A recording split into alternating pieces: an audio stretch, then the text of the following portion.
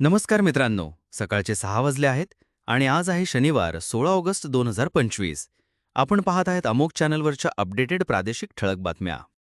कोपरखैरेने नवी मुंबईची रुबिना इर्शाद शेख, जी न्यायालयीन कारावासात होती, सरसकट पोलिसांना फसवून जे रुग्णालयात जाताना पळाली. गर्दीचा फायदा घेऊन तिने वॉशरूमला जात आहे असे सांगितले, पण पोलिसांच्या चांगल्या नियोजनाची चाचणी झाली. साठा 1,15,756 दशलक्ष लिटर असून पातळी 161.52 मीटर आहे. मागील 24 तासात 5 मिलीमीटर पाऊस पडला. लोक म्हणतात पाणी पुरेसे आहे, पण सावधगिरी हवी. सोमवारी पार्क बंद असूनही लोक नदीत बुड्या घेतल्याचे व्हिडिओ व्हायरल झाले. वन्यजीवांचे अस्तित्व धोक्यात आहे, हे पाहून तज्ज्ञांमध्ये संताप. नियम न पाळल्यास परिणाम भयंकर, असे ते म्हणतात.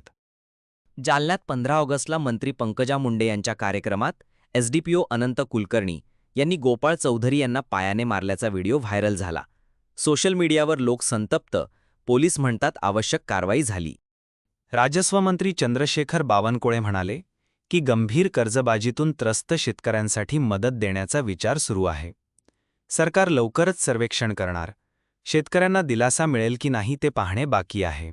12% व 28% स्लॅब रद्द, 5% व 18% स्लॅब राहणार. 12% स्लॅबवरील 99% वस्तू 5%, 28% स्लॅबवरील 90% वस्तू 18%.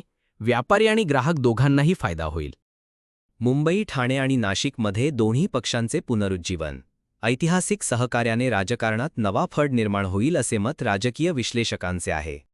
शालार्थ आयडी घोटाळ्यामुळे नोव्हेंबर 2012 जुलै 2025 दरम्यान नियुक्त कर्मचाऱ्यांचे दस्तऐवज ऑगस्ट अखेरपर्यंत अपलोड करणे बंधनकारक. शाळांना आदेशाचे पालन करणे अनिवार्य. प्रक्रियेत विलंब होऊ नये.